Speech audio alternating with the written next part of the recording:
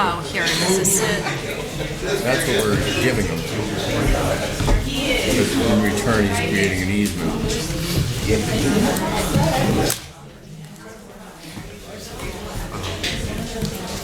Bill, after the formal business, Ron Foy wants to make a statement between the formal business and public discussion. Prior to our Prior to public discussion. about the council discussion. Well, I have that up here. Oh, I'm sorry. So, apparently, actually, that should be wrong. That's wrong. Oh, I know. That should be the consent agenda, resolutions, and then the ordinances, and then council presentations, and then him. Yeah. All right, so one's up, one's No, you didn't do anything else. you never going to.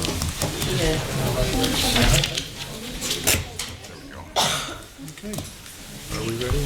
Everybody's ready? Please rise to the pledge.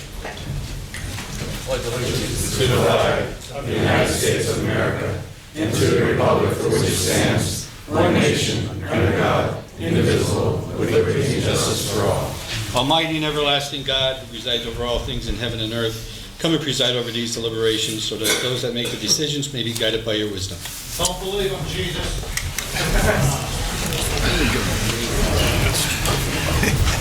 Roll call, please. Mr. Belusco. Here. Mr. Brooks. Here. Ms. Gilbert. Present. Mr. Merritt. Here. Mr. Barrett. Here. Also in attendance tonight is Mayor Tony George, Administrator Ted Wampel, Assistant City Attorney Maureen Collins, Fire Chief Jay Delaney, Human Resources Director Nicole Ferentz, Commander Ron Foy, Director of Operations Butch Frotty, Director of Planning and Zoning Bill Harris, Finance Director Brett Kittrick, Police Chief Marcella Lindaki, Director of Health Services Henry Radulski, Director of OCD Kurt Sauer, Capital Projects Program Manager Joyce Zakowski, Assistant City Clerk Catherine Payne, Administrative Assistant Lisa Sanfilippo. That's it. That's everyone. Does anyone from the public wish to comment on legislation pending before council tonight? Mr. Troy, I think you had your hand up first. Yeah, go ahead, you gotta loosen it up for me. It's on the budget too, right? Yes, sir. Regarding the budget, Your name for the record, please. Samuel Troy. Mr. Troy, why don't you raise that microphone just a little bit for you so we can hear? There you go. Thank you. Before I get into the budget, I just wanted to ask on the, this covers the resolutions and the ordinances and the budget, right? Yes. I wish you wouldn't lump them together like.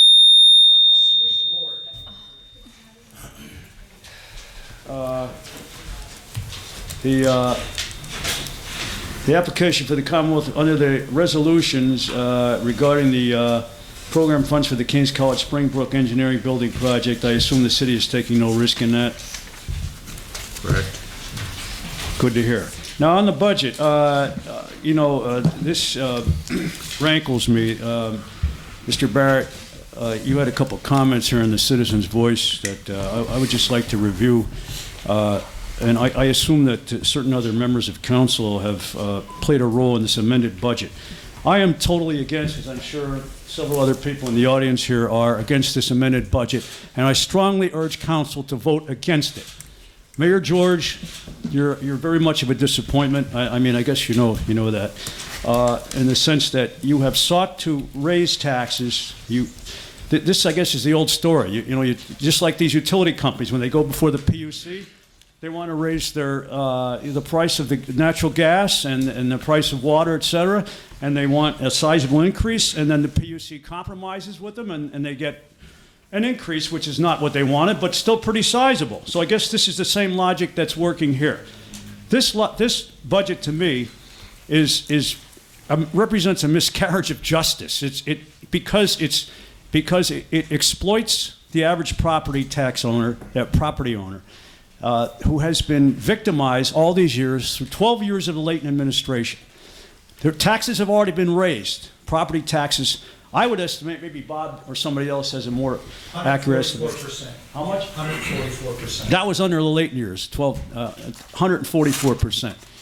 I don't know. I guess I don't get. It doesn't come into people's heads. It doesn't enter people's heads this works contrary to the effects are contrary to what they seem to be. It may help you raise revenue, yes, but it's going to accelerate the process of urban blight because fewer people are going to be able to pay the taxes because they go up. They're on fixed incomes. They're struggling to put food on the table. I guess you all know this. We review this every time I'm up here, but it seems to be ignored. The time I have remaining, I would just like to know, we had one budget hearing on this, and we had one budget hearing, should have had more than that, and obviously the comments that I put forth and a lot of other people put forth here were largely ignored.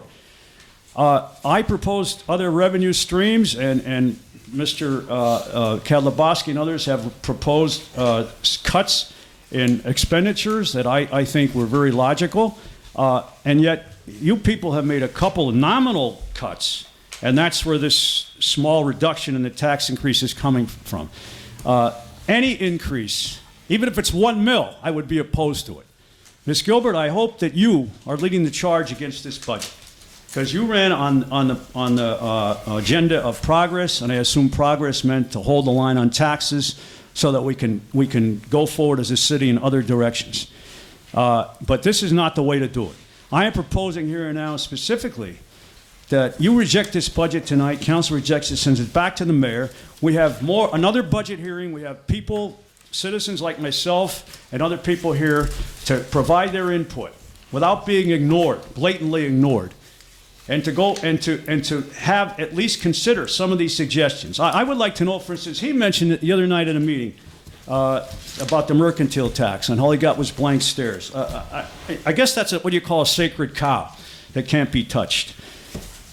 This, to me, I have the information here. I don't know why the wholesale business privilege tax, the retail mercantile business privilege tax, and the business privilege tax itself, those three things can't be raised maybe $0.5 million or $1 million to compensate for this tax increase that's going to be a terrible burden to the property owner. I would like, Mr. Barrett, you made some comments here. I guess I don't have much time left, but No, you get all the time you want. You can talk as long as you want. Bob, let him continue. Okay. I'll tell him. you seem to be pretty complacent about it. That you say we have a balanced budget, and other paper quotes you says nobody likes to raise taxes. Or for somebody who doesn't like to raise taxes, Mr. Barrett, you and Mr. Merritt, the last 12 years, every time Mayor Layton wanted a tax raise, most of the time, maybe 99% of the time, you went along with him. So how about, and of course, you rejected Mayor George's budget last year. I know that. That was good. But by the same token, we're in trouble here this year. The budget, the debit is going to increase, and the revenue expenditures, according to Mr. Wampo, we're going to rely on more real estate sales. To me, that's like just a shot in the dark. I mean, how much has the city taken in real estate this year against what has been budgeted? This deal over here in Northampton Street is a total disgrace, if you ask me. We're supposed to be $500,000. Well, ladies and gentlemen, you know what the city got in for that so far? $240,000, and it's going to be incremented. It's going to be incremental. There are going to be small portions of that coming in the next few years. So I don't know what was budgeted for this year. Was it something like $1 million, Mayor? I don't know. Mr. Troy, Look, you correct me if I'm wrong here. $1 million we were supposed to get, the city was supposed to give a property sale. So far we got 225, maybe some other small parcels have been sold. I'm just giving you one example here. Mr. Troy, you do not have an infinite amount of time, despite what you were just informed. All right, So. all right. I just winded up with this. My point is that the property owner, can I just have like 20 more seconds? Mm-hmm. The property owner in this city had been taking it on the chin. We've been body slammed. We've been exploited. And why do we have to pay for the mistakes that you people, basically, especially Mr. Merritt, Mr. Merritt, and Mr. Barrett, the mistakes that the bureaucrats and you council people and the mayor, or the fact that you've ignored certain instances, certain things that could have not been ignored. Why do we have to pay for your mistakes? Why can't it be the business people or somebody else? How about the commuter tax? We also pay a 3% wage tax, by the way. I guess you all know We're going to that. see if anybody wants to address your concerns. What's that, I don't Mr. know if Barrett? I anyone can't else- hear you. We're going to see if anyone wants to answer your concerns. Yeah, we appreciate it, Mr. I know that we are looking into the mercantile tax. Mr. Brooks had brought that up the other day. Mayor? or Terry? Can you please stand up? We're raising taxes for services. If people want services, you have to pay for the services. Okay. Anyone else on pending? I'd just like to say something about the mercantile tax. Sure, come on, stand up. I have a small Your business, name? right? Alan Jones, Okay, I live thank on you. Brown Street in Wilkes-Barre. I'd just like to say this about the mercantile tax. Now, the mercantile tax is based on the gross income, correct? Does Of the anybody? business, yeah. Okay, it's based on the gross income. Now, if you have a furniture store, right, and you sell furniture, say you sell $1 million worth of furniture a year, that's your gross income, correct? I would think so, yes. Okay, so they have to pay that mercantile tax on that $1 million. Percentage. I have a landscape maintenance business. Okay, I cut a lot of lawns, and guess what? I have to pay the mercantile tax on my sweat on cutting lawns. Do you believe that? Because it's a business privilege tax. Okay? Now, I mean, there's a lot of operators out there that don't pay any taxes whatsoever.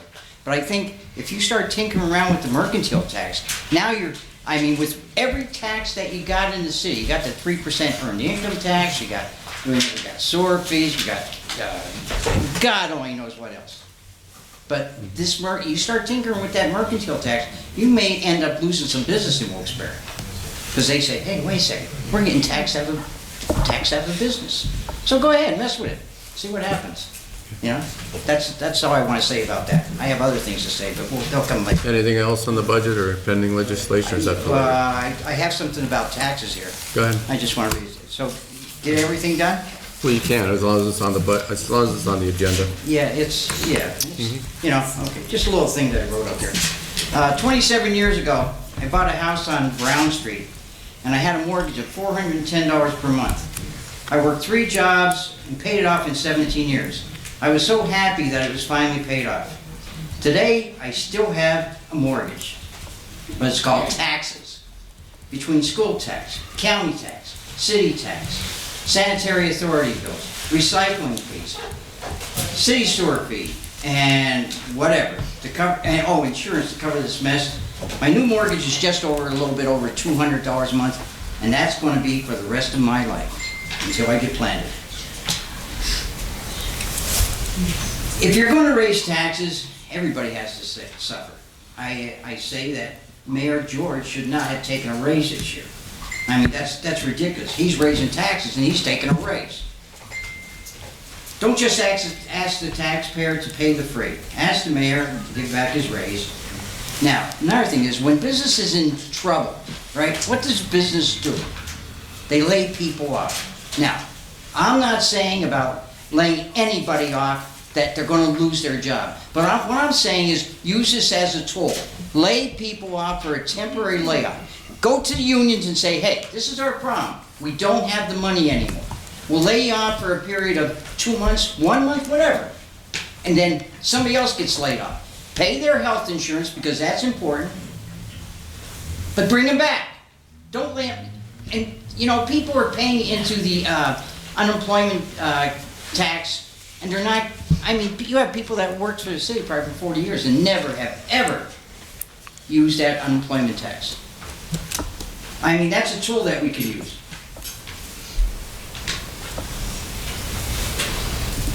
"15 years ago, there was 3 people in the health department. Does anybody remember that?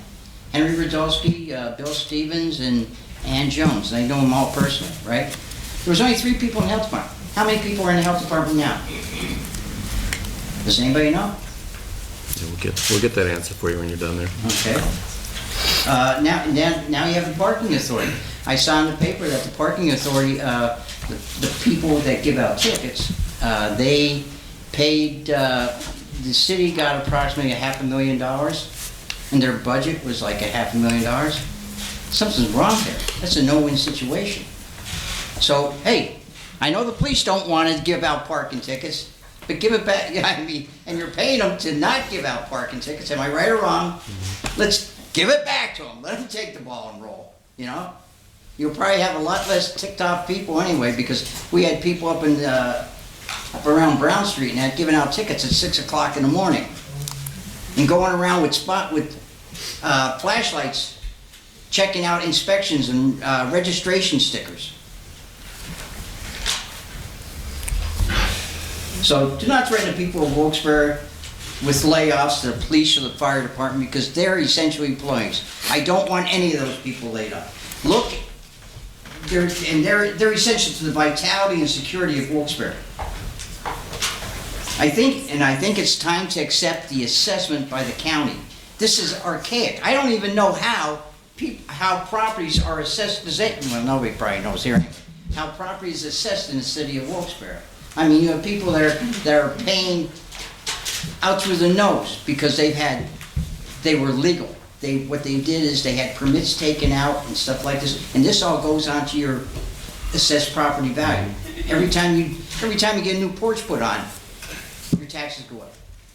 Years ago, I got a roof put on my house, right? My taxes went up. I said, wait a second, for a roof?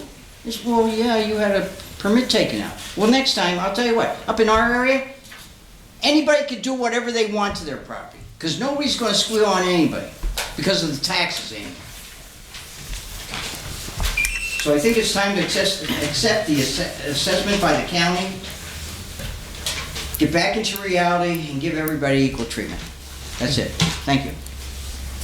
Mayor, did you want to talk about the administrative raises you just? Well, myself, Mr. Henry, and Mr. Wample aren't taking a raise. Oh, you changed your mind. Oh, that was nice of you. Why did you change your mind? Because you're going to raise taxes? You said some little son of a gun's going to come up here and bitch? Is that what you done? That's what happened. The health department, Mr. Radulski, has how many employees? And I believe a lot of 11 employees. 11, okay. And you know as well, we've worked together before. You had 3 employees back, what, about 15 years ago? Yeah, what's happened though, when you compare that, there's three types of public health agencies in the state of Pennsylvania. The first is the State Department of Health, which is located in Harrisburg and has 6 regional offices. Then there's what's called county/municipal health departments, and they are funded by the state. And Wilkes-Barre is one of 10 in the state. So we are funded by the Department of Health in Harrisburg. The other type of health department is a Board of Health, which we had 15 years ago. So even though we have more employees, believe it or not, with the funding that we get, it actually costs less than those 3 employees, and we provide 100% more services to the citizens of Wilkes-Barre because of the grants that we get. Of our budget, 90% is funded by grants. Okay, okay, now the problem I have though is with pensions. Wait, we're not going to go back and forth. Okay. Okay. Just, if you had something else you wanted to finish with, go ahead, specific to the budget or any other item on the agenda.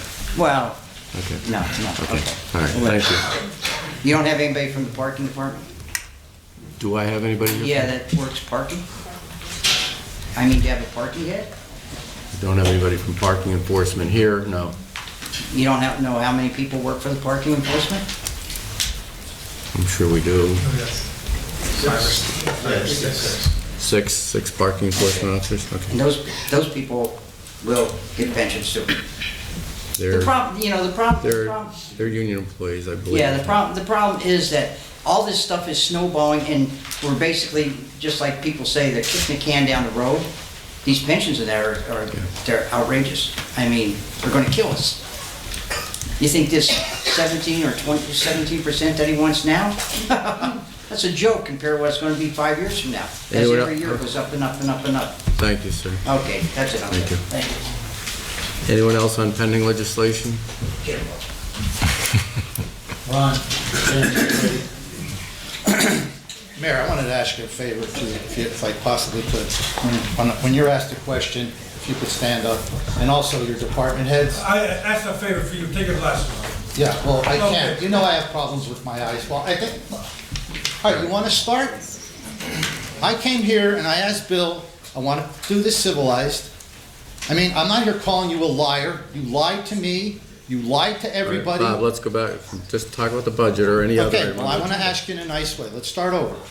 I want to ask you, when you're asked a question, to stand up. When any of your department heads ask them to stand up. There used to be a podium here. It's very unprofessional for them to sit down.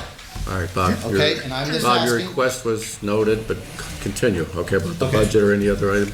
Okay, I'd like to ask a few questions. Mr. Kittrick, the last time I was here, can you give me the total amount that the city of Wilkes-Barre is in debt? Yeah, Thank you for standing.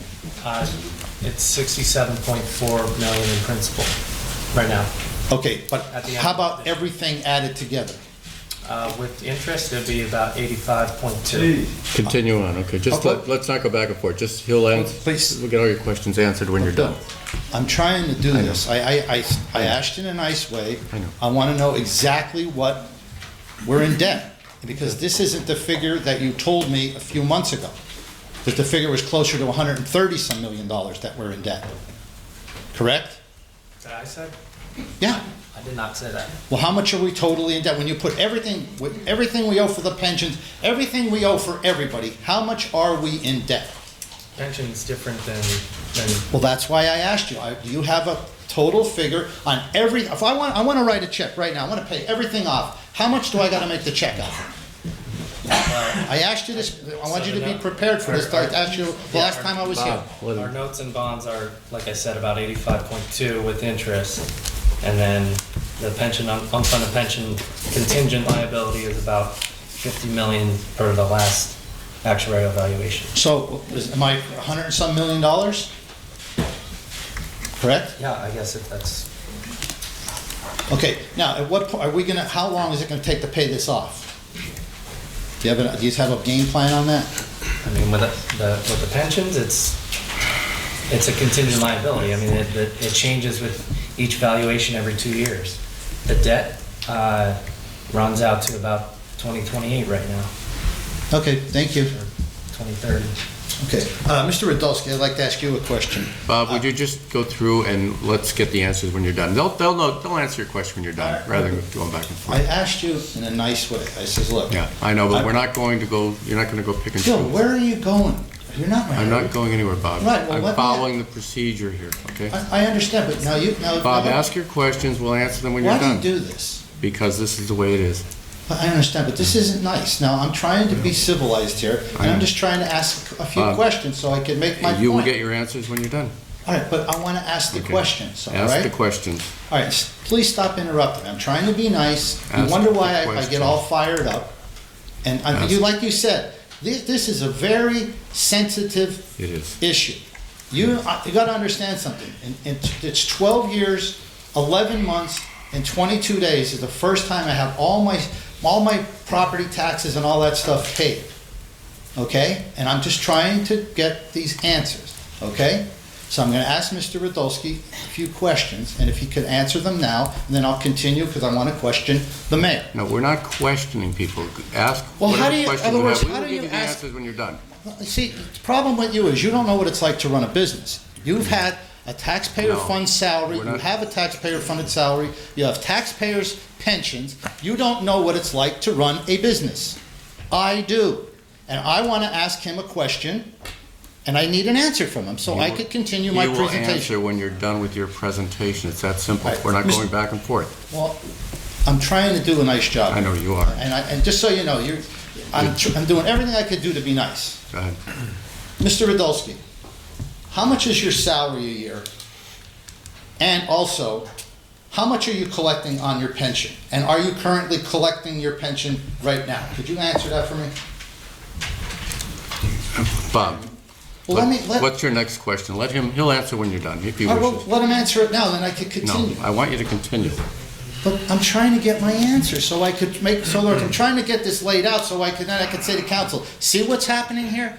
Like, you're on a pension, he's on a double pension, he's on a pension, and Varsky's on a pension. Everybody's on a pension. Okay. All right, so Mr. What other Radulski, questions do you have, Bob? Okay, give us I the have list of about probably questions. about a good Okay. half hour's worth. Well, give us the questions. All right, Please. Mr. Radulski. You ran out of time here already.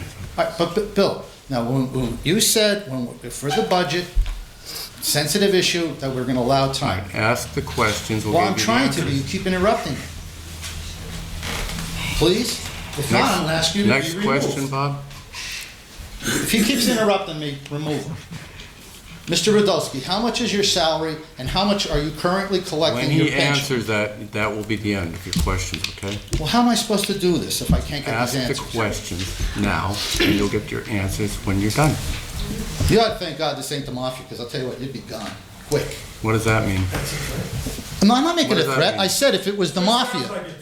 Well, hey, if I wanted to threaten you, I would threaten you. Bob, Remember, I ask- was your friend a few months ago. Bob. So you turned out to be a liar that you Bob, are. ask the questions, okay? Right, and what I said, officer, if this was the mafia, you know how they handle their trash. Now, I want to ask, how much is Tom Varsky currently making a year, and is he also on pension? How much is he getting for pension? Does anybody have that answer? Go ahead. Okay. Next Now, one. Mayor, we're going to start with a few easy questions for you. Hmm? Now, when you ran, it was supposed to be about us, the citizens, all the people. And Sam Troy said it, and basically you're the ultimate disappointment. Because the Tony George that I talked to for a year, and Tony George that I knew, you're not that Bob, Tony he is George. not on the agenda, okay? All The right, but I'm budget. trying Go to back make my that, point. I'm okay? going to ask my question now. So I'm just trying to lay this out and stop interrupting me. Ron, if he interrupts me again, I want him out of here. Now, Tony, I'd like you to explain something to me. As you just heard me say, I just got my, you know my financial situation. I just got my taxes paid. I had some federal taxes to pay, and I got a loan for federal taxes. But, now, you want to raise my taxes, which are going to cost me hundreds and hundreds and hundreds of dollars more a year.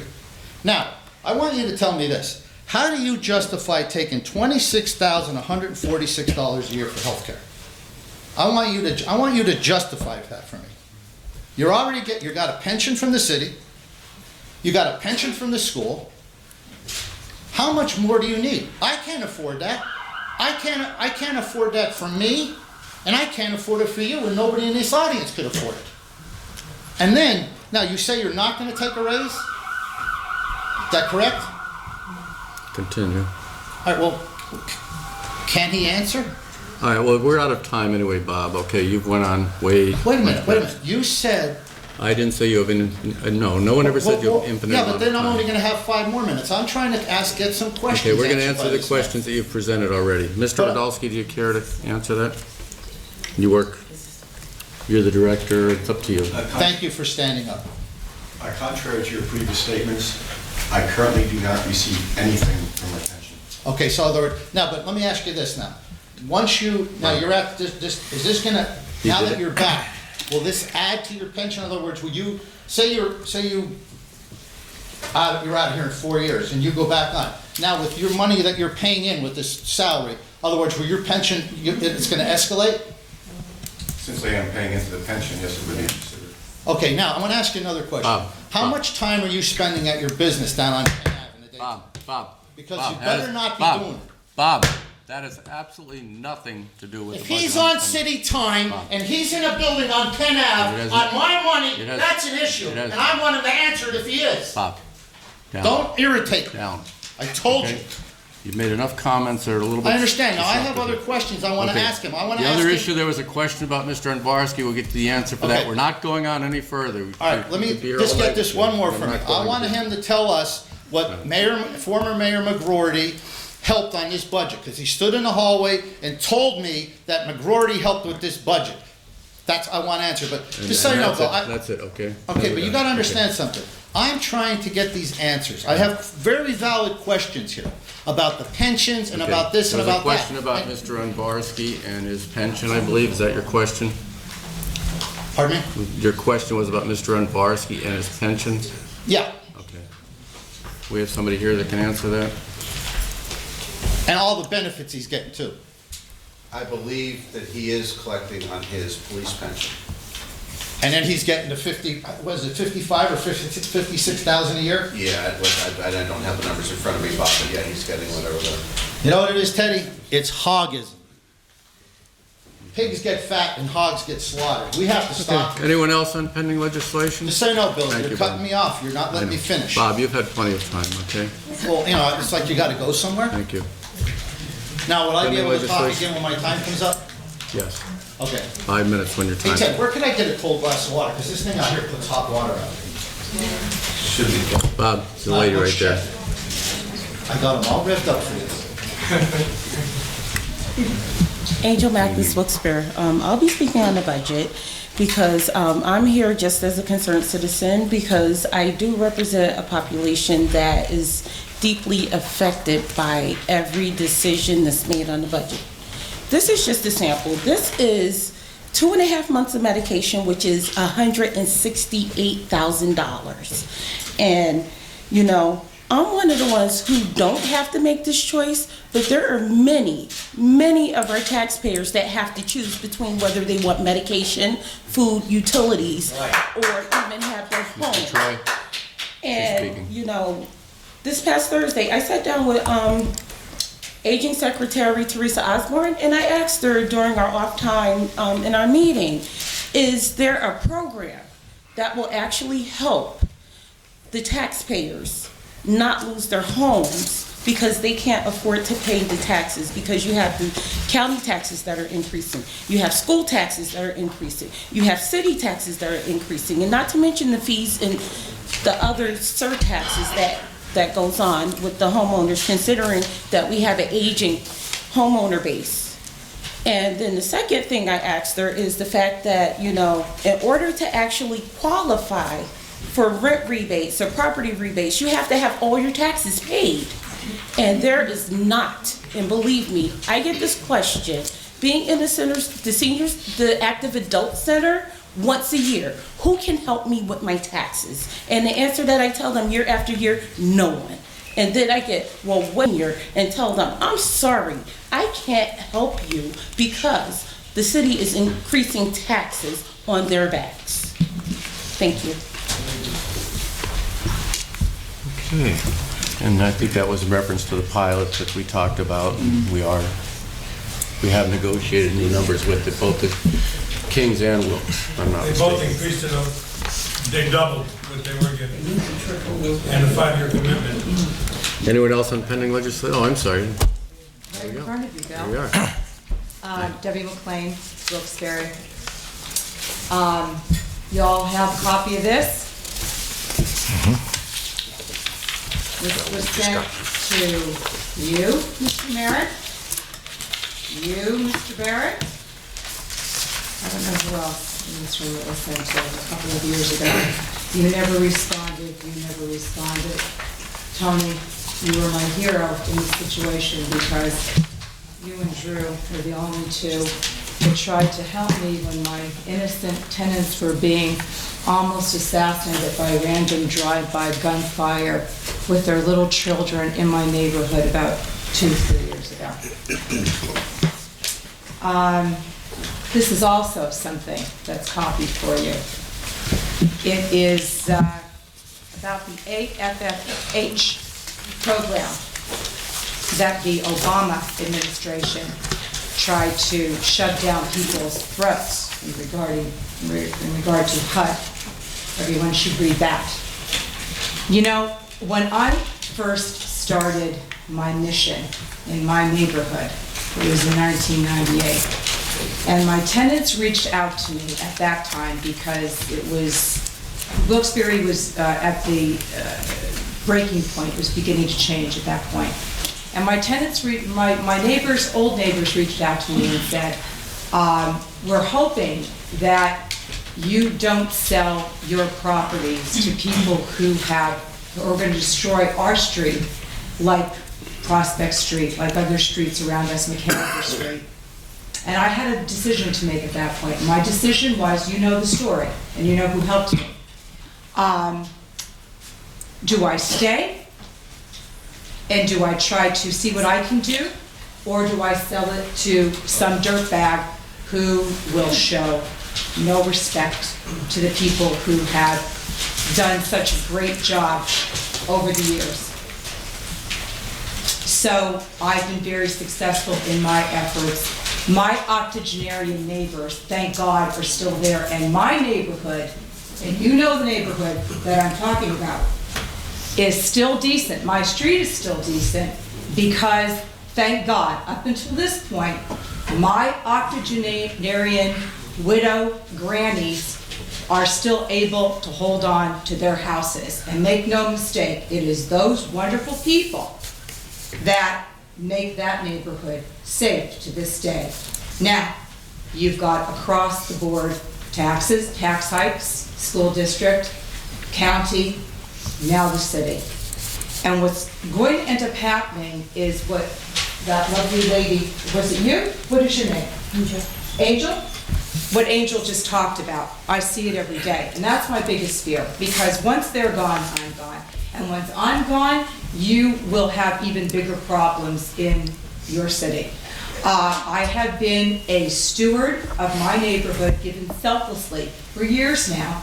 I have made the cuts on my end to not rent to people who have no sense of personal responsibility, no respect for their neighbors, no work ethic, and that's just not the way to go. If you folks have been given the con job that federal tax dollars are going to solve all of your problems in terms of bogus disability, Section 8, creating a gigantic sanctuary city in the city of Wilkes-Barre, you better rethink it, and you better reread this article. Memorize it, because I pray to God that the new regime in Washington is going to reverse so much of the damage that has been done over specifically the next 4 years. I just want to add this before I stop talking. I used to live in Turkey. When I lived in Turkey, we did business with the Greeks. My husband had a pharmaceutical company. It was during this time that the Greek economy blew up. Why? Because the Greeks cooked the books before they were admitted into the EU. They gave all kinds of bogus information, and then, lo and behold, the economy crashed. So, the EU's response to them was, listen, you expect us to bail you out? You're going to be bailed out on the backs of our citizens and their tax dollars? Oh no, no raises, austerity measures. You're going to suffer the consequences because of what you did and what you voted on, because if we're going to bail you out, this is everybody's problem, and you are going to pay for it as well. That's the bottom line. There is not one person in this room sitting in front of me that deserves a 3% tax increase, salary increase on the backs of my octogenarian neighbors in my neighborhood. I've made the sacrifices over the years. I want all of you to do the same thing. Any way that you can give back, I want you to give back. And as far as you're concerned, you voted on one rotten situation after the next when you sat there and backed everything that Layton proposed. My Christmas gift that I want from you this year, because you can afford it, is I want you to take $1 for 2017, and I want you to kick the rest of your nominal salary back in. You can afford it. That's what Trump is doing to the kitty for the greater good of Wilkes-Barre. And I want all of you to think about doing exactly the same thing. Thank you for not taking an increase, Tony. Same goes for you, Teddy. And as far as I'm concerned, the biggest hero in the room who isn't here today is my friend Tim, who is doing double the work and only taking a $10,000 increase in his original salary and not a 3% increase. Any comments? Probably not. A couple, if I can. First of all, this council, even before many of the members were here, froze their salary 12 years ago. It has not changed 50 cents. Nothing. That's you guys. I'm not talking about the rest of the room. The other part is most of our employees, and you're aware of this, are in different unions, multiple different unions, whether it's the police, the fire, DPW. I know. And they are in negotiations and oftentimes end up with raises. They negotiate, arbitrate, and whatever. A lot of that is out of our control. There are a handful of employees, some of them in this room here, that are not in that particular position. And what I'm saying to those people is that no one has the gun to your heads, do you? No, there isn't anybody sitting there with a gun to your head saying, you have to take this 3% increase. I want to see all of you be invested in this city as much as I am, Thank you. as a steward of my neighborhood. Get it? I hope you do. I can tell you, we're in arbitration with the fire department for that reason, and we're in in negotiations with the Teamsters and 1310, trying to do what you're saying. But time will tell what we get. Well, the bottom line is this is everybody's problem. It's your problem, it's my problem, it's your problem, it's your problem, it's your problem. How about that monstrosity, white elephant on Dana Street? Have you been up there to see that? We got Holy it. cow. You can talk about that a little bit later if you wish.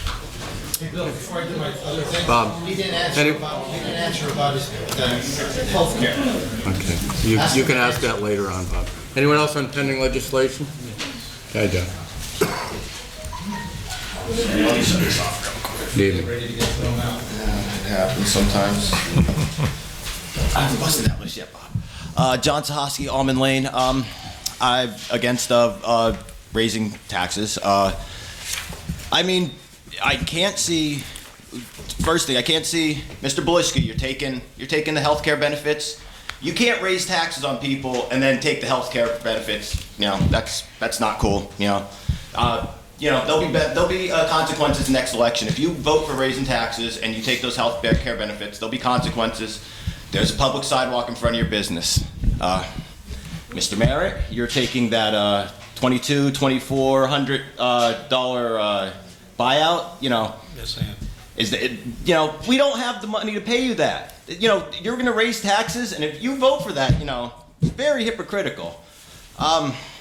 Mr. Mayor, I'm not against you personally, but the salary for the mayors with the benefits, it's too much. Like, Scranton's is less than ours, and they have a lot more people. I really think that, if you want to put that budget out there and you're going to raise taxes like that, your salary's got to come down to 65.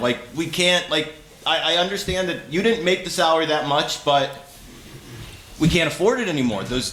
Some of these salaries are just from a decadent past, and we don't have that money anymore. This isn't this Wilkes-Barre of 20, 30 years ago that I hear people telling me stories about. It's not even the Wilkes-Barre that I grew up in the 80s. We don't have, those businesses aren't here, that money's not here. Everybody in my generation, most people are just looking to move out of the city. They'll move to Hanover, they'll move to Ashley, they'll move anywhere just to beat the Wilkes-Barre taxes and the school district taxes. Everybody, if you want a town full of renters, keep raising taxes. Your first time here, your first time with this vote, this is the most important vote that you guys have so far. You guys need to vote no. You gotta slow down, because like Mr. Troy said, you raise taxes, the school district raises taxes, all you guys are doing are creating more blight, and in the long run, you guys aren't winning, you guys are losing, because more blighted properties means more people are gonna go get their properties that they do maintain reassessed, which means you guys are getting less money from those properties, so all you're gonna do is you're just shooting yourself. Either way, you raise taxes again, all you're doing is hurting the city. There'll be there's elections eventually, you guys will be held accountable at election time. That's all I got. Thank you. Anybody, any responses? Good luck. Okay. All right, thank you. Anyone else on pending legislation? Good evening. Hi.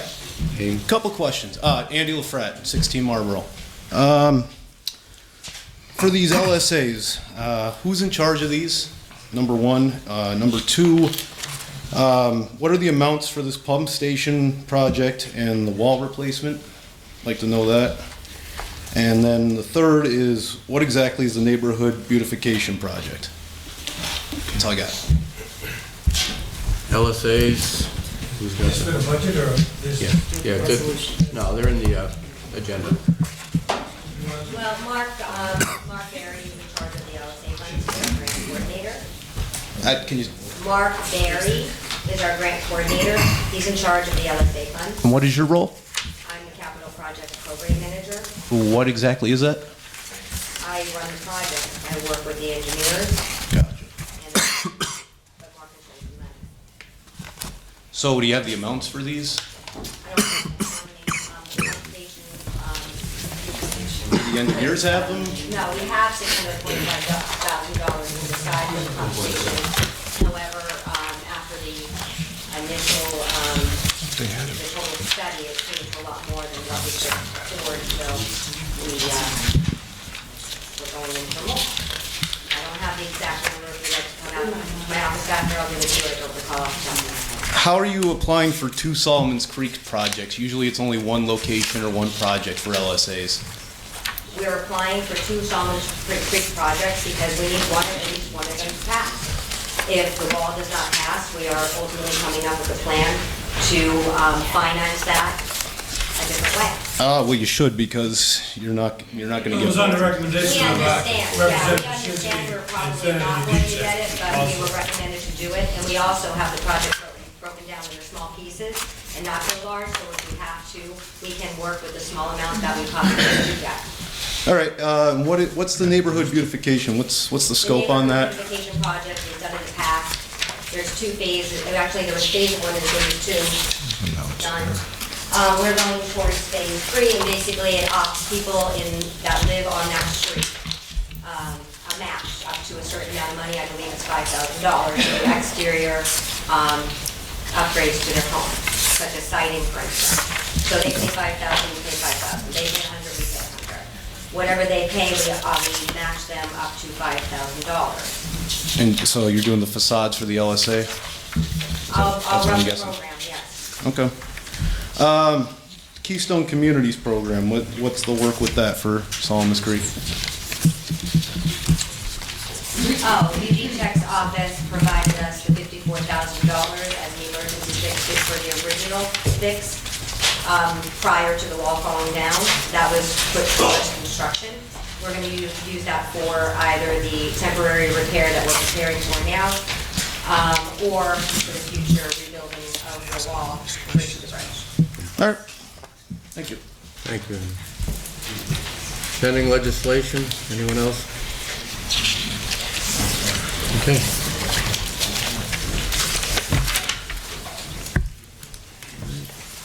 You had somebody wanted to? No, not until after the vote.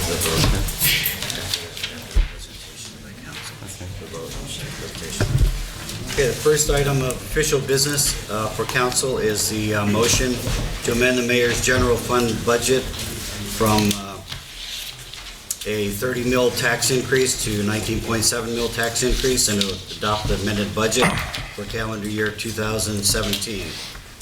Motion second, and vote is needed. Make the motion. Bill, you mean we can't talk again before you vote on this? No, we called everybody for pending legislation. But I have more to Bob, say. Bob, he has the floor. This Second. isn't fair to the taxpayers, Bill, because there's things Second, that Mike. should be brought up here. Mr. Kadlubowski? Yes. Okay, vote. Mr. Barrett? Yes. Mr. Merritt? Yes. Mr. Blushko? Yes. You're going. Mr. All of Brooks. you are going. Mr. Kadlubowski? I want to make a few comments before I give my vote. Mrs. McLean, you said something Mrs. McLean, you said something very telling about a tipping point that you thought might have happened in '98, but I think as we go around many streets in this town, the tipping point has already happened. And any raises in taxes on people who are already circling a drain are just going to have them fall in when you consider it the school tax, the county tax. Also, a lot of these problems that we need to look at, we are boxed in as a third-class city, and there's things that are just so hard to do that we can't. Someone mentioned about a sales tax.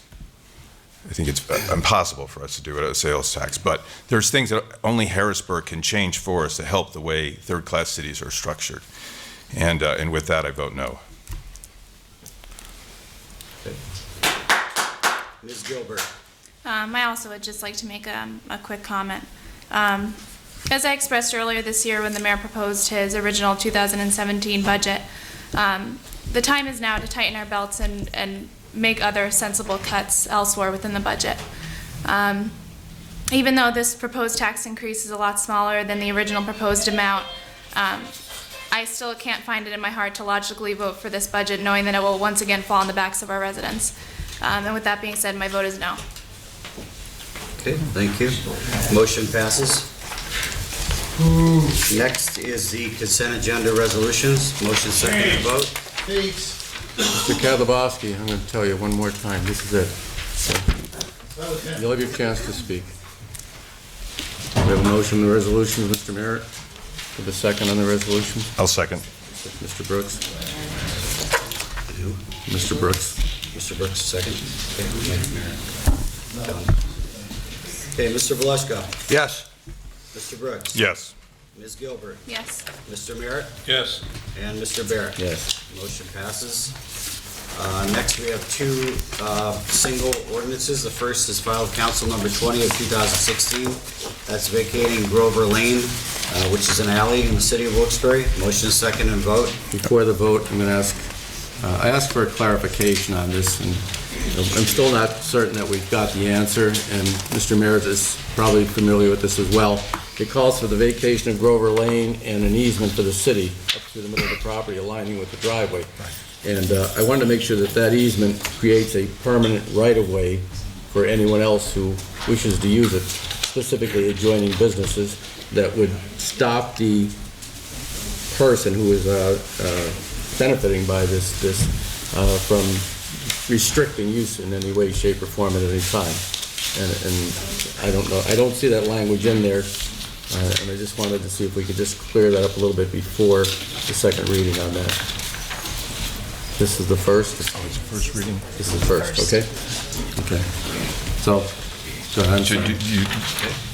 Mr. Chairman, you recommend tabling this to get with clarification, or just in between? We can wait. Okay. I know, I'd like to move forward with it, but I just need that answer, that clarification. It's not a significant change in the ordinance, but I think it just needs a little bit more language in that respect. Yeah, I'm sorry. Okay, thank you. So we have to have a motion, second, and a vote. I'll make the motion. Tony Brooks. Second? Beth? Mr. Valesca? Yes. Mr. Brooks? Yes. Ms. Gilbert? Yes. Mr. Merritt? Yes. Mr. Barrett? Yes. Motion passes. Next is the single ordinance relative to file of council number 21 of 2016. That's amending the millage rate for real property taxes. Motion second and vote. I'll make the motion on that. Second. Mike? Okay, Mr. Valesca? Yes. Mr. Brooks? Yes. Ms. Gilbert? No. Mr. Merritt? Yes. And Mr. Barrett? Yes. Which one is this one? Okay, motion passes.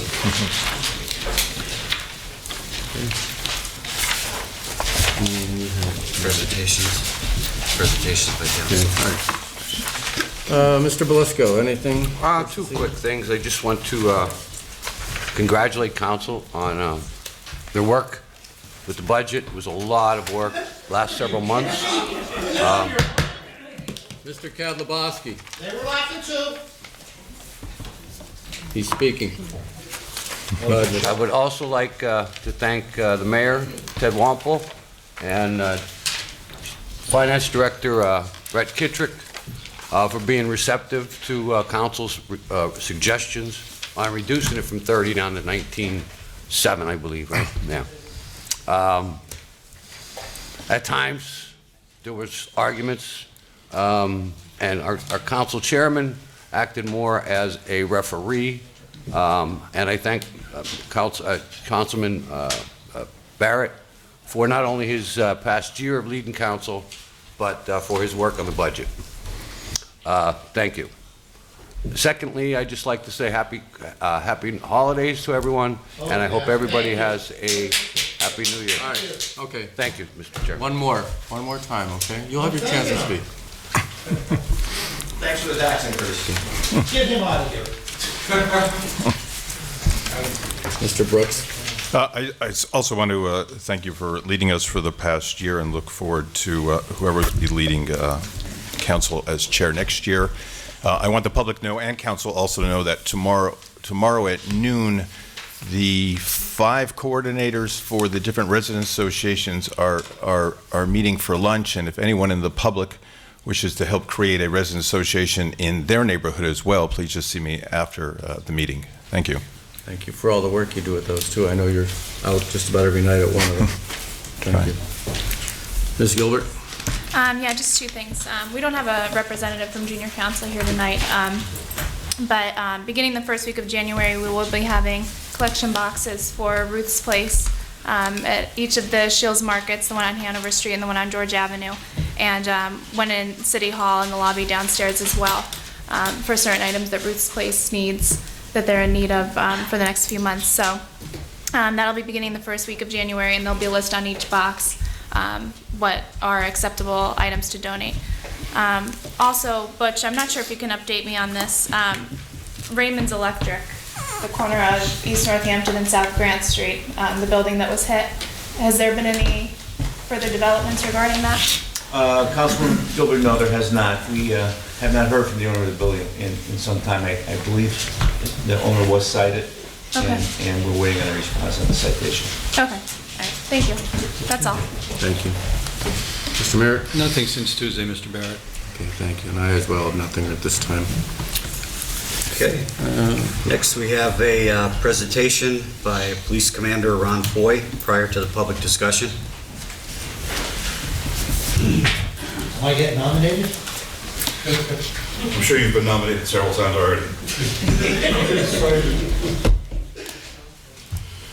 Mayor George, Chairman Barrett, members of the council, city department heads, most importantly, citizens of Wilkes-Barre City.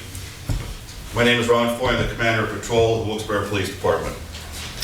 I've been a city police officer going on 27 years and a total of 29 years almost as a police officer altogether. Mayor George appointed me to my position on July 1st of this year. The information I'm going to present to you is not just from a member of the police administration. I am and always will be a cop. Until my promotion, I was a member of the Wilkes-Barre Police Officers Benevolent Association. Even before my promotion, I was embarrassed and appalled by the actions of the PBA board as things transpired this year. I am also a resident of the city of Wilkes-Barre for 27 years with my family. I'm here now to present the truth about the Wilkes-Barre City Police Department, specifically to answer the questions and criticisms laid out in the last few weeks, in case you haven't read the papers. Not one side, not the other, simply the truth. I come before you with several emotions: sorrow, embarrassment, anger, disappointment. Why? I shouldn't have to be here. Duty, honor, and pride are three of the major necessities of police work. Due to the atrocious actions of a few in the department, I feel it imperative to respond to those actions. Those actions do not portray those traits.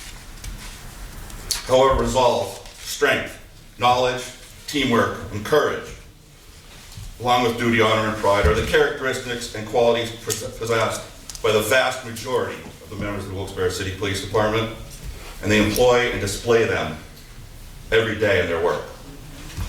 The life of a police officer is like no other. It changes your life. I cannot sit in a restaurant with my back to the door. I memorize everyone I see and I analyze their actions. It affects your family. My family knows when I give them the word to get to safety. They know, in the words of my son, every day may be the last day I see my dad. To begin, the police department is a paramilitary organization with a clear and defined command structure. For the record, the bottom line is Marcelo Lindacki is the chief of police, period. Whether officers like it or not, that's the way it is. For those who were in the military, there was always a higher ranking officer, or any of us who have jobs. There's always someone in charge or your boss you don't like. You don't feel they should be in charge. Too bad. You do what you're told, you do your job, and you move forward. Unfortunately, we're going through a different time. People are not used to not having their way. Everybody gets a participation trophy.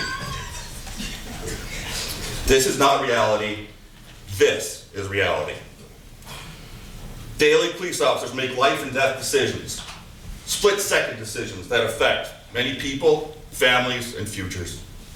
Decisions that can cause destruction with the stroke of a pen. It's an awesome responsibility, and people need to realize it. There are no participation trophies in police work. The main protagonist in this saga that you are continually subjected to is PBA President Phil Myers. He just happens to be a sergeant in the Wilkes-Barre City Police Department. Formerly, he was the community policing officer for several years. Even though he was the community policing officer, he neither attended Crime Watch meetings nor community events. He was, however, the de facto chief of the department. He came in and went when he wanted. He wore what he wanted to work, did what he wanted when he was there, said what he wanted. He utilized what is intended to be a template from a respected authority and failed to go beyond the base for general orders that run the police department. I am in the process of redoing those general orders because of the requirements and the needs of the department. He oversaw the renovations to police headquarters, which required the removal of asbestos and black mold. But yet, there was no outside venting of the air, and personnel was not relocated from the building.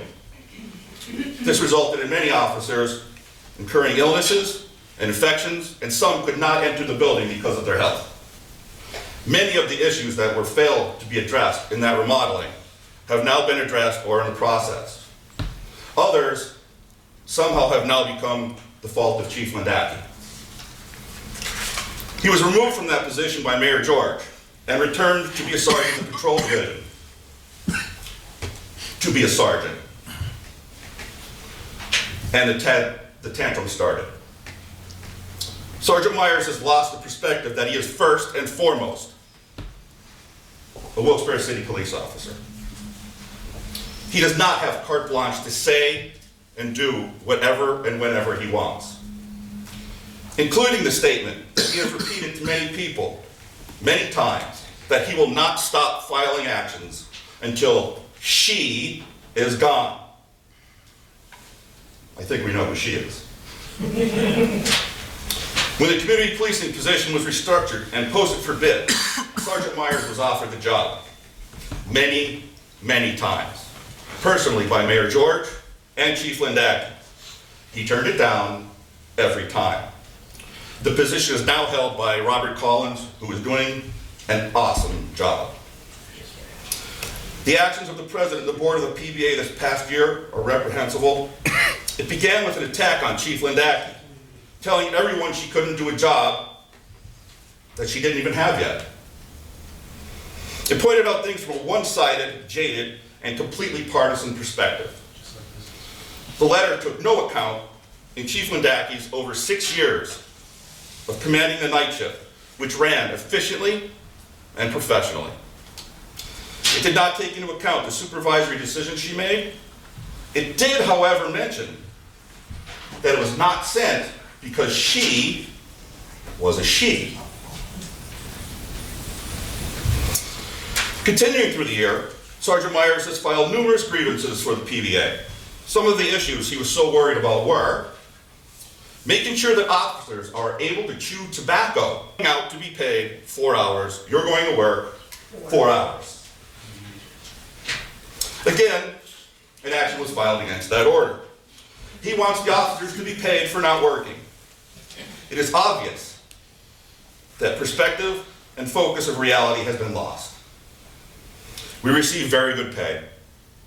We need to realize that. The struggles of many of our citizens, those who we protect, those people who spoke tonight, are lost in these minds. Honest day's pay for honest day's work. What is occurring is much like prisoner of war tactics. Cause confusion and occupation to distract the enemy from their duties. The tactic continues, but it's failing. I can only imagine the progress that we as a police department can make if Sergeant Myers would focus his performance on actual police work. With all due respect to the limited arrests that he's made in the past 7 years, or if he was at his desk when he was needed, or if he exhibited leadership equivalent to the fractious and rebellious actions that he is perpetrating. A common theme of Sergeant Myers' boorish bemoanings is a lack of communications with the administration. I'll address this. Since my promotion, July 1st, there have been a minimum of 2 meetings per month that I have attended between Chief Lindacki, Sergeant Myers, myself, and at least one other person. In these meetings, the same script is followed. Most of the issues are resolved.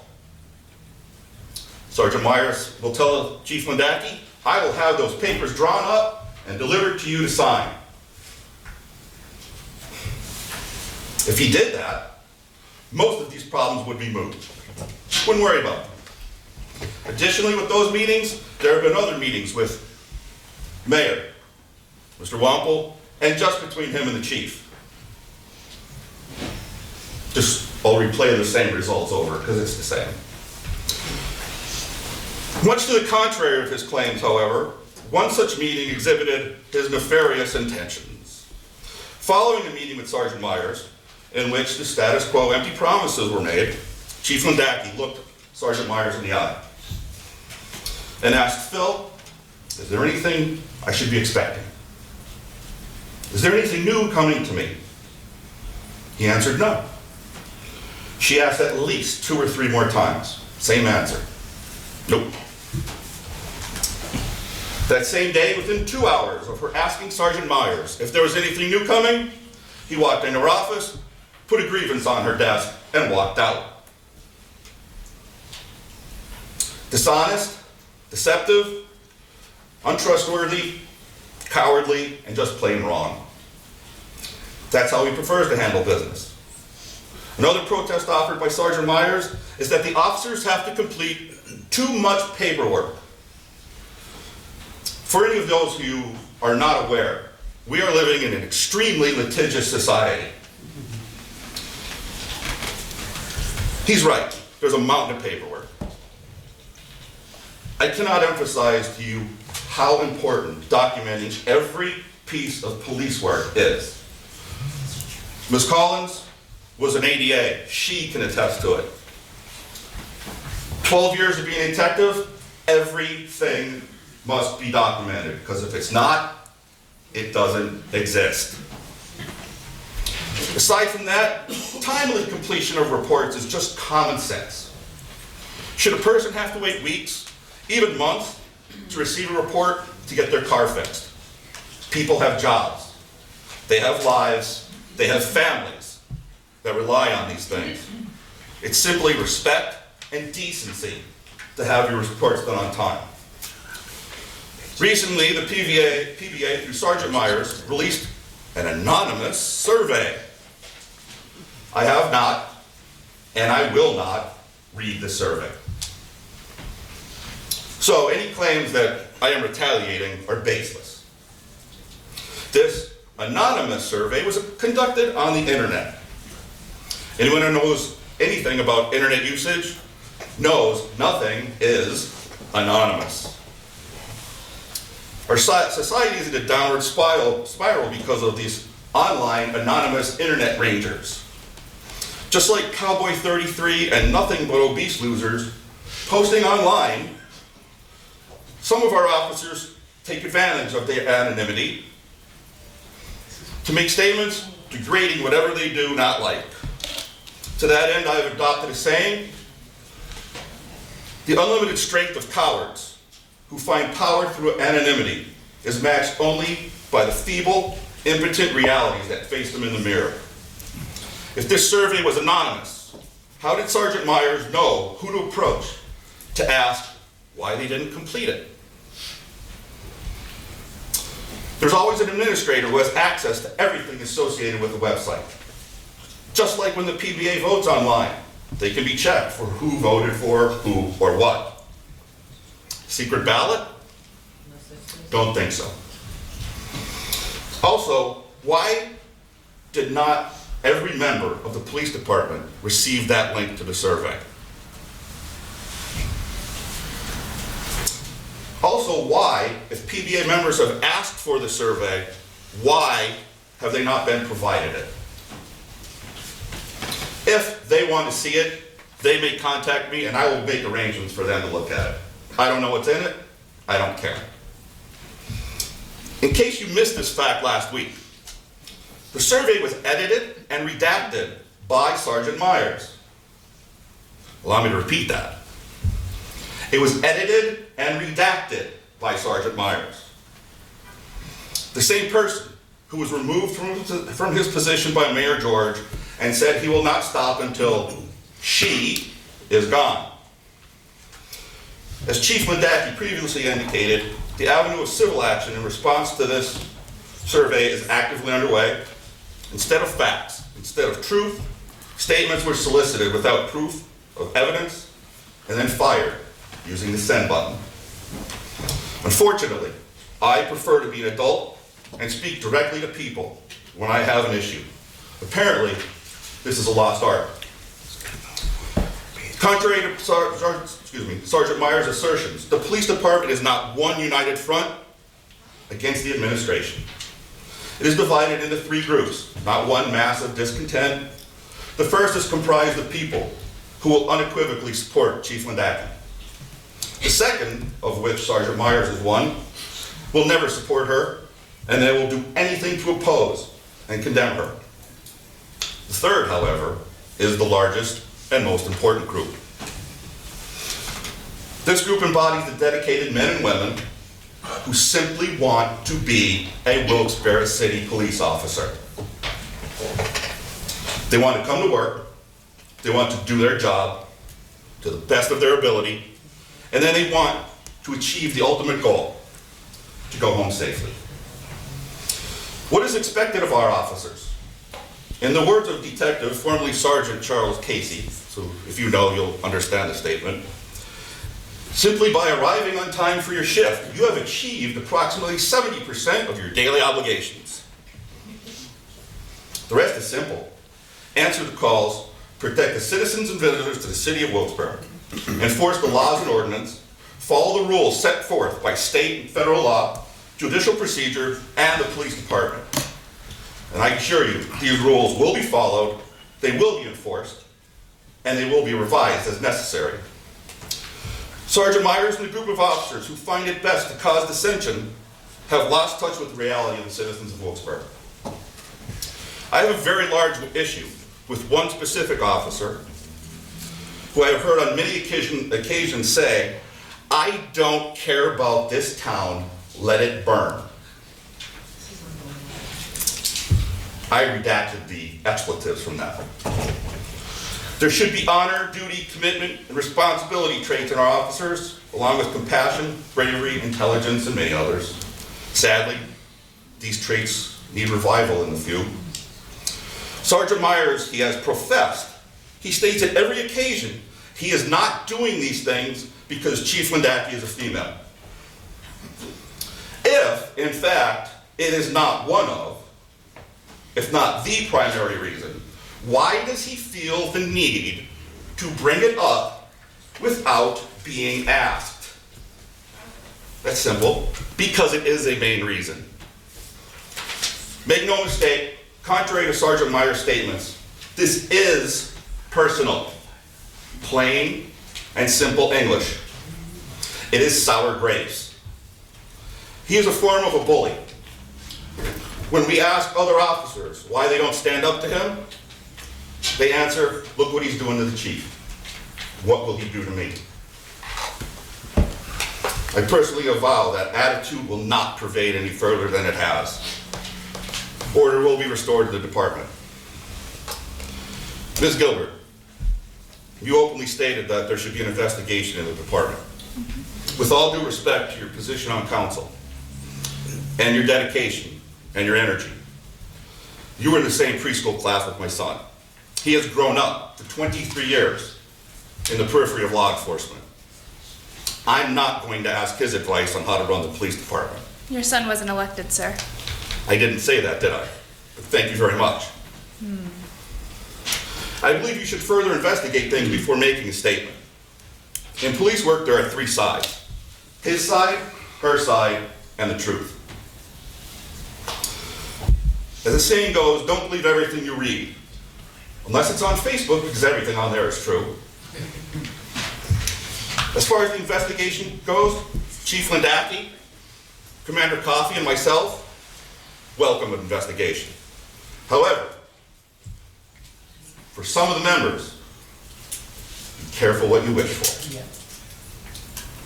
Just saying. Commander, if I can interrupt for 1 second.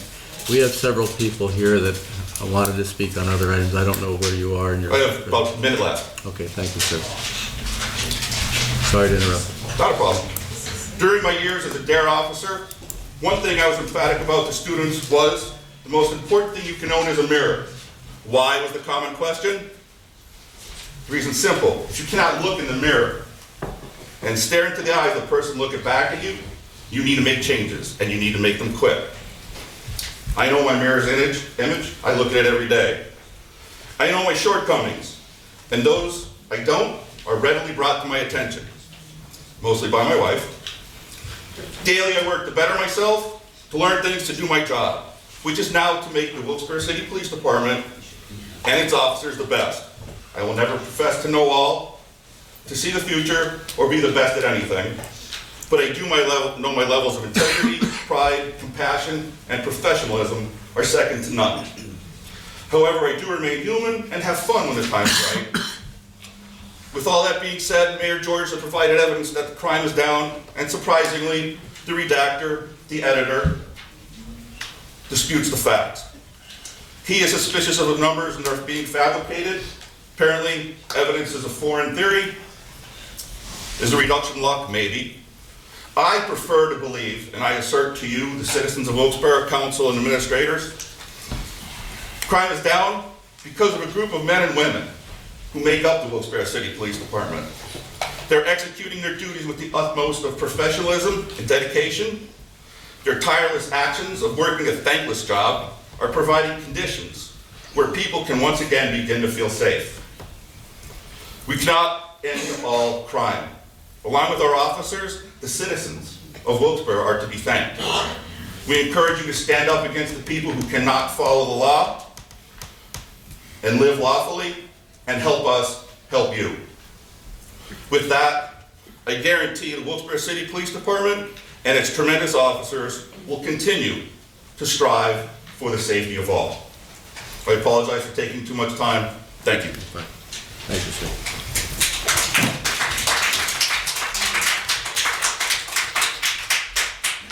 Council comments? I'll comment. First of all, Commander Foy, if you have to come to City Council and give a 15-minute presentation, essentially a character assassination of one of your police officers, I think you have bigger problems in the police department than you thought.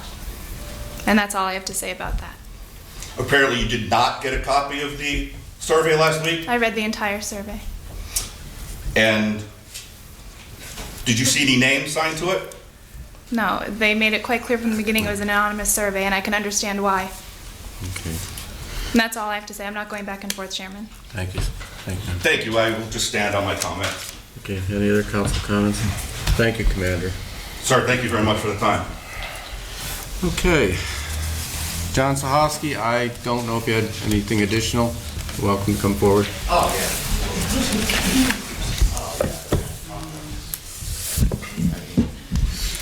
John Sahosky, Almond Lane. Mike Bush, are you drinking? Are you drunk? Because seriously, like, you congratulated council about voting for that budget. John, you can. I'm just saying, like, what are you on that you think that was a good thing? I mean, I'm happy that it's on tape though, because we could see that you congratulated, you pat yourselves on the back that you're getting your benefits, off the backs of the citizens. So, everybody, Mike Belushko owes you a thank you because you guys are paying for this guy's benefits. Mr. Merritt also owes you a thank you for his 22 or 2,400 for. 26,146. Bob. No, not the old. Let me get to that, Bob. I'll get there. The 22 to 2,400, Mr. Mayor, as I said before, that if that 26 number is true and you're getting 80,000, 100 and 106, if that's what it costs to have you, that's too much. Like, how could you justify raising taxes on people when that's what, your cut is. Like, it's unforgivable. You can't do that to people. If you want to raise taxes like that, you have to take, you got to take a little piece back to show the people that, we're hurting, but I'm going to take a little piece back too to show you that I'll hurt for you guys. Oh, God. I'm sorry. I'm just very, very frustrated about this tax situation, especially. It's selfishness. It's worrying. Like, you're worrying about yourself. You're worrying about yourself. You're worrying about yourself. Everybody's just worrying about making sure they're taken care of first. Then whatever's left over, the city of Wilkes-Barre, I guess, could get the scraps. But we got to make sure you're all right. We got to make sure you get your money. Spend it on whatever. There's a tax increase, so you're all right because you got that money. The healthcare buyout for yourself, so your taxes are paid at least. I don't know. The rest of us will have to figure it out somehow, I guess. Not like you guys actually care much.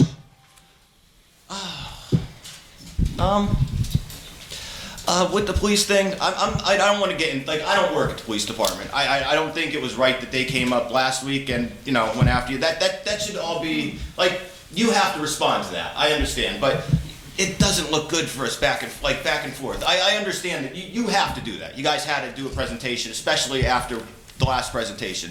I don't want to act like I know what's going on there, but that's a tough situation. It's just, I don't know. It's so bad when it plays out in the media. I don't think it's your fault at all either. I'm not placing blame. It's just I don't know what you guys could do to fix that. I feel for you.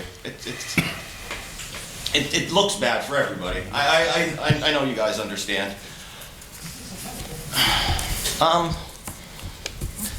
Martin Luther King Day. What are we gonna have with that? That's still in negotiations. Yes, we know that. No, obviously we're well aware of that. But I mean, the holiday's coming. The last time you guys said you weren't doing anything. Yeah, if you're gonna go, I'll stop for a second. Why don't you finish up, John, and he can address it. Well, okay, he was going to address it. I was going to let him.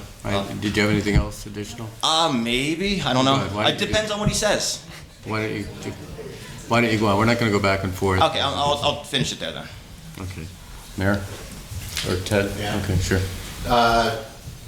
We brought this up at numerous meetings. We're still in negotiations. No, I don't mean that. May I finish? Mm-hmm. We're still working on trying to get the holidays into the contracts. However, per the request, and we brought this up at the last meeting, should that issue not be settled by the time Martin Luther King holiday comes around, we will be moving the City Hall for a day to Sherman Hills. Will this building be closed? We can't close it. Can't close it? Okay. That's it. Thank you, sir. Thank you. Thank you. Robert Kadlubowski. Thank you. Hey, Bill, could you do me one favor, though? You have this photocopy. I have a copy of this for what I said here years ago, okay? And I want, in other words, the new council people to read that.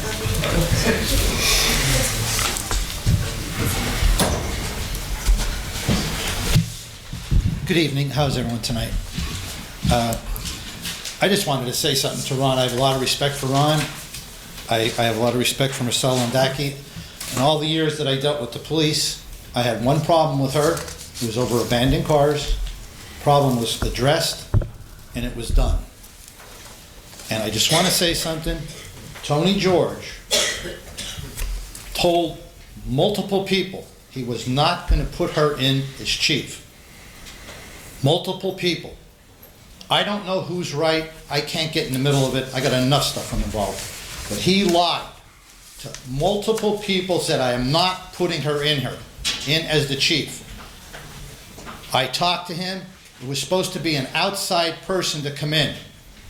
Because of the corruption that was in that police department, with Jerry DeSoy, do I have to repeat the whole story again?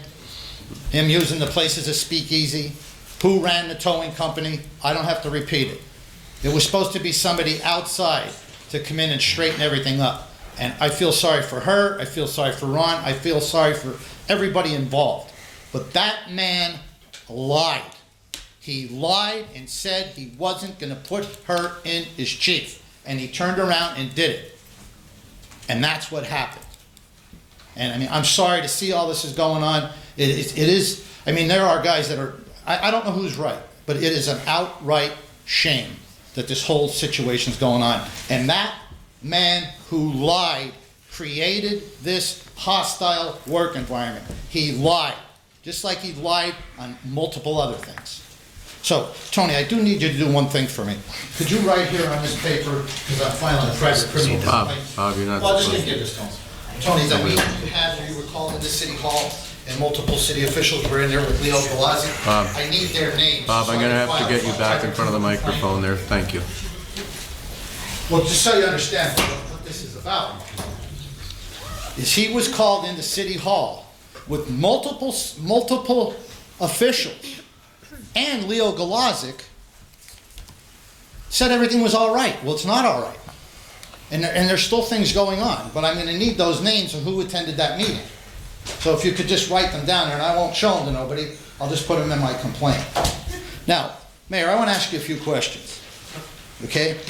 And you did give Ron 20-some minutes, so can I get 20-some? He was on the agenda. Well, I'm signed in, I'm on the agenda. Go ahead, Bob, continue. Okay. 5 minutes. Mayor George, can you justify to me, how is it fair you're taking $26,146 a year for health care? How is that fair? And also, and even other members of council, Tony, I have a lot of respect for you. Beth, I have respect for you. Mike, I have no respect for you because you allowed all this corruption to go on. But the money you're getting, if you're getting those buyouts, I'm gonna ask you to do this. Put the money back in the city budget. Don't give it to anybody else, don't give it to no organizations. I would like you to put it back in the budget. Mayor, also another question I would like, I don't know if council is aware of what happened down on Brook Street about 2 weeks ago. Mayor Commander McGroarty was down there running the job. I want to know why. And I was going to ask council to pass a resolution to ban that man from interfering. He's creating a hostile work environment. He's running around like the crazy little penguin that he is, telling everybody what to do, and has cost the taxpayers a lot of money down there. He has no authorization, he has no authority, he shouldn't be there. If there's ever an injury, something happens, we're gonna get sued. The man is a kook. Do you understand? He is a certified kook. He does not belong there. That's another thing he told me. McGroarty would not be involved. Mayor George stood in the hallway a month ago and told me that he was helping with the budget. What does that kook who let us $10.5 million in debt have to do with the city? He destroyed this city. And then he had the audacity to go in front of multiple people, and there are multiple witnesses who were asked under oath or investigated, where he said Butch Ferrati is going to be arrested by the FBI and also multiple Wilkes-Barre police officers. Where is this kook getting this information? It just, none of this makes sense. So, also, Jim, do you have a copy for the other members of council, the law where you could count that part-time pension? Did you get that? No, I said, if you want to get it, Bob, you can get it from the attorney for the pension plan. All right, well, let me ask. Bob, just finish up, go ahead. I know, he had all the time, and the other people were here a couple weeks ago, had 18 minutes. There's people behind you yet, too. I understand, I mean, I know, and you're gonna invite me to your house for Thanksgiving, so it's a hostile place. I wasn't there either, go ahead. So, I guess I just want to finish on this. Tony, I think you're doing a good job. Beth, Mike, as far as I'm concerned, you're a dud. And I don't mean to be disrespectful, but you stood here, you okayed all them raises, the taxes, 144% or whatever. You had the evidence with LAG, you were doing the survey, which I don't know if you ever got finished with it, but you're taking this $2,400 buyout. I'm gonna ask you, Mike, to try to make amends, put that money in the budget. Beth, if you get that $2,400, put it back in the budget. Tony, you put it back in the budget. Don't try to make yourselves look good. Give it to the police department, let them buy bullets. Thank you, Bob. We're way over, okay? All right, I would like him to answer my question. We have your information, thank you. Okay, but can I, how about Mayor asking? If the mayor chooses to answer, you Had can. nothing to do with the budget. That was Brett, council, and Ted, myself, and Tim Henry. And as far as him being at Brook Street, he has the right to be on Brook Street. You were on Brook Street. We didn't throw you out. You had the right as much as he did. All right, well, why was he riding in the city car with you? Not back up, but I understand, but... Because he contacted the EMA to get his bags to sandbag in case there's a flood. Tony, I don't know, and I don't, Bill, everybody else had extra time. He was down there running the job, and don't tell me he wasn't. He wasn't. He absolutely was. Now, did you question him on when Butch Ferrati's going out of here in handcuffs with the police? You're making that up. I am making it up? Bob, thank you. All right, now what about you taking the $26,146 a year? Well, according to Obama, you need health care. The city has to provide health care. Yeah, but- Anybody working over 40 hours? Okay. I work about 80 hours a week. I understand, but Tony, how is it fair? 26,000, you were supposed... Mayor, we're not gonna go back. You answered the question. Thank you, All Bob. right, but let me, but Bob. he was supposed to, this stuff was also, how is this fair? Mr. How is this fair? Rushton, you're up. This isn't fair, Bill. Thank you. Just so you understand, Bill, if this, where's my paper? Thank you, Bob. Just so you understand, if this was private business, you'd be fired. I know. Thank Bob. you. That's the truth. Watch your step. Bob, while you're here, Watch take your step right there. Oh, thank you. Tony, when can I get those names of who was at that meeting? I'll have to think who was there. All right, we'll try to remember. Bob, Maybe we're ask moving John on. Moses. Maybe John knows. But I'm very serious, without kidding around. I really need those names of who, because that was improper influence. Bob. Public official. Okay, John, you're up. Ronnie, pick me up.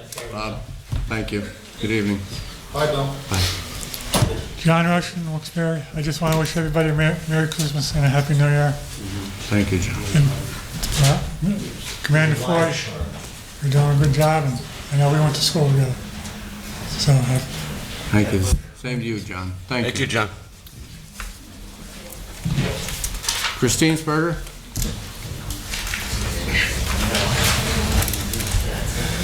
Good evening. Good evening. My name is Christine Sperger. I just want to say to our chief that the Crime Watch will back you in anything that we can possibly do. We feel that she has come out to the public more than any other chief that I have ever known. Not just from Wilkes-Barre, because I'm originally from Honesdale. And I will tell you, I have never seen any chief come out to more public events than she has. She has shown the community that she cares for the people. And that is what our chief needs to do. Let the people know that she is 100% behind us and letting us, communicate between the public and the police department. Between the Crime Watch and the Coalition, we came down, we showed her and our police force that we care about them. Because right now, that's what we all have to do. We have to back our police. With everything that's going on in this society today, they need our support. And yet, our police are not supporting her. Something has to be done. If there is one bad apple, that bad apple should not be there. And that's my opinion, because I will tell you, when Officer Myers was the Crime Watch police officer, we were lucky if he came. We now have an officer that comes, listens, is helping us understand all the ins and outs of what we can do as citizens. She has done this. If he doesn't like it, that's his problem. That's his boss. She tells him what to do, not vice versa. Thank you. Jessica McClay? Hi, Jessica McClay, North Pennsylvania Ave. I just want to commend you for living in the city. That is one of my biggest complaints with the police. I think they cared more when they lived in the city, and I do know quite a few who live outside the city and have said that they don't care so much about it. So I commend you for living in the city. I know it's not easy. My next thing is, I went to file a right to know. On my paper I put to call me when it was available. There was one page, it was one page right to know. I had to come to the city to pay $0.25. It cost you more to mail me that letter, to ask me to come pay $0.25, than it did for me to actually come. So I think maybe there should be a limit, maybe 5 pages or more you have to pay, because it cost you 47 cents to mail me to come pay my $0.25. So you actually lost money. So that was, when I got it in the mail, I was a little surprised by that. The next thing was, I was actually at the November 17th meeting, and this is actually a clarification for you. He had asked about everybody's health care, and everybody did answer for him, so I filed a right to know. You do, in fact, take the health care. You do, in fact, take the buyout. You also take the buyout, but you did not disclose that at the meeting, and you also take the buyout and did not disclose that at the meeting. I'd like to know why you didn't disclose that to the public. He did ask you clearly if you took the buyout. Did you, John? He did, it's on Okay. video. I've watched the Yeah. video again. Yeah, I took the buyout, and what Bob Kalabowski mentions, I already gave mine to charity. That's great. I mean, but he did clear, I watched the video again before I came tonight. Mhm. He did clearly ask you if you take the buyout. You also take the dental and the vision. So you didn't include that, and you didn't say that you took the buyout either. I honestly didn't hear him say about the buyout either, I'm Yeah, sorry. But I do take the buyout and I also donate it. Okay, so Mike Merritt's buyout is $2,400 and their buyout is $2,200. So I did that for you for clarification. So that was all I had. Thank you, John. Come on. I bald-faced lied. I was There's a actually video. hoping that I went before you, but Apparently there was some miscommunication. There's no miscommunication, there's a video. John, you're not, John. No? No. No, we're not gonna go back and forth. Angel Mathis? That's what I think. Well. Wonderful officer with a heart of gold. And so, in saying that, I would like to give this to you so you can forward it to him. When he sees it, he knows exactly who it's from. But just be careful. When you do that investigation, do it right, but I can tell you it's not Chief Wendecke because a lot of it happened under other eyes when we should have been watching. Thank you. Thank you, Angel. Thank you, ma'am. Sam Troy? Did he leave? He left, okay.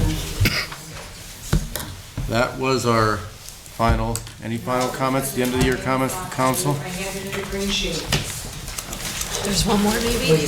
Did we miss anybody? Yeah, I handed you a green sheet. Oh, I'm sorry. You didn't have anything on your sheets. It wasn't on your sheet. We thought it was about the tax issue.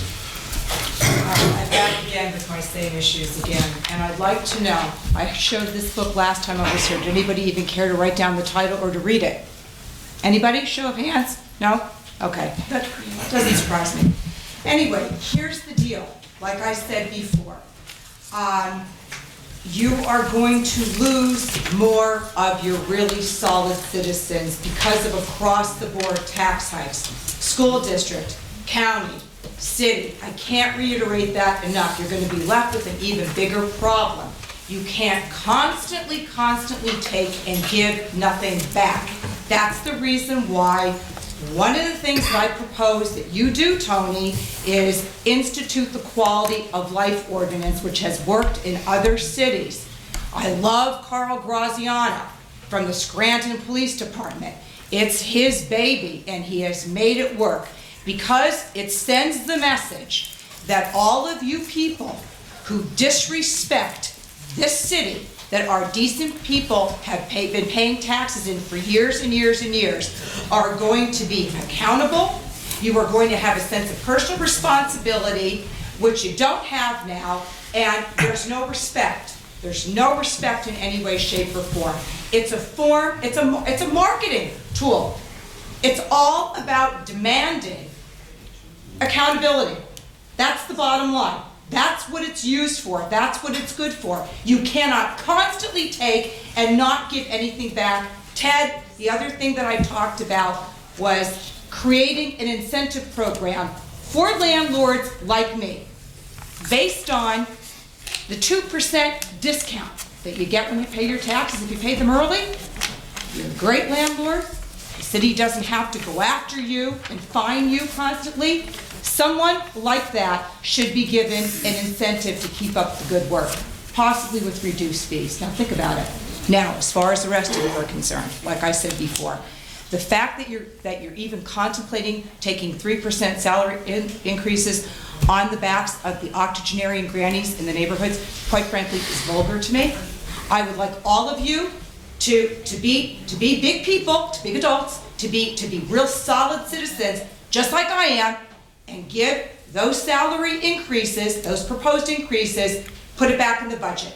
I don't know what you're taking. You shouldn't be donating it to charity. You should be putting it back in the budget. Same goes for you. Are you really taking $26,000 buyout? Please tell me that you're not. Buyout, no.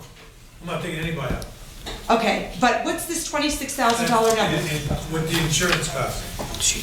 Okay, but are you taking the insurance or are you taking that in cash? No, I'm taking the insurance. Okay. I mean it. And there's a copay with that money. I mean, it's just disgusting. It really, really is to even contemplate. What the senior citizens are getting $4 extra on a monthly basis. They're going to be hammered with school district, county, city, and you think that you're going to replace good, solid citizens with a bunch of scumbags who could care less whether you live or die? I have had tenants who've been innocent ladies, read what was photocopied for you in the middle of random drive-by gunfire. Innocent people. Excuse me. I had an incident a couple of months ago, which some of you know about, where some idiot walked by one of my properties and threw a lit cigarette onto the property. Why? Because nobody ever taught them that you need to put your cigarette out before you flick it on somebody's property. I was lucky. So was the lady who lives in that property and her 5-year-old child, because they were in the house when this happened. They had no idea that their house was going up in flames. But for the grace of God, some of my other tenants who are dutiful citizens immediately called the fire department. And one of them, who was a former volunteer firefighter, went over and tried to put the flame out himself with a fire extinguisher so that no further damage could occur while this was going on. This is what goes on in your city on a daily basis, and you need to get in front of it. Quality of life ordinance. I mean, I don't know whether I have to scream it. I stand on the top of this building and scream it at the top of my lungs. Do something. Do something that gives back to this city. Send a message that you care, rather than constantly going after the decent citizens who live here. That's what Layton did for years. And guess what? Look around. Look what you got from it. I want you to give me that Christmas present. I want you to kick that salary in. All right, now as far as your quality of life ordinance, that's being discussed and looked at very closely. You provided information on it. However, that basically, and I'm probably the wrong word, redundant. We have ordinances in place that address those issues, and let me tell you something. You can have 5 billion I'm not going to go back and forth on the books. I'm answering your question. You need to find some dedicated person who is going to move forward with it and get it done. That's the bottom line. Do you want to hear the answer? No, I really don't, because I don't want more lip service. Doesn't want to hear the answer. Okay. I want to hear the answer from you.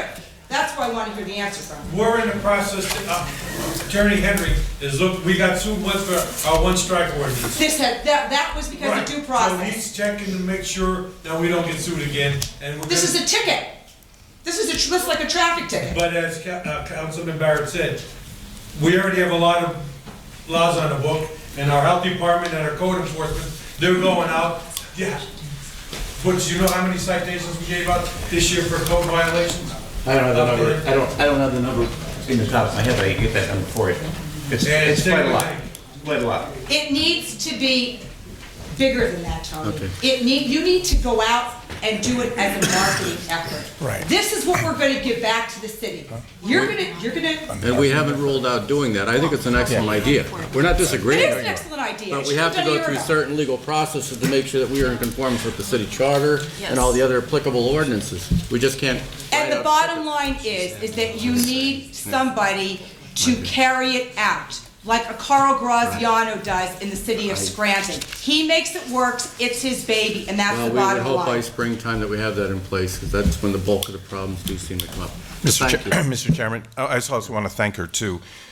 When we do get this quality of life ordinance, there's a whole marketing component that she's referring to, that we get the word out that we mean business about people who are not accountable. Debbie, how many properties do you own? 6, 7, 8? Thank you for still owning them, and I know you drive very far to come here, and thank you for being on top of this over and over again. And the bottom line is that I don't need to do this. I got involved with this in the middle of my education. I was between my master's degree and my PhD.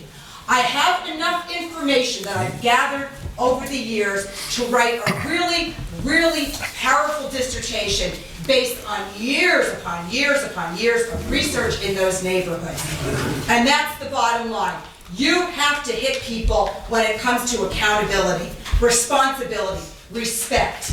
Our immigrant ancestors didn't have the problems in Wilkes-Barre that you have today, and there's a reason for it. It needs to, if it's not going to come naturally, you need to demand it. And again, you don't hammer the decent people, you hammer the bad ones. Okay, That's the bottom line. All right. No, I didn't miss anybody else that signed up. Okay, motion to adjourn? Thank you. Thank you, everyone. Happy holidays to everyone.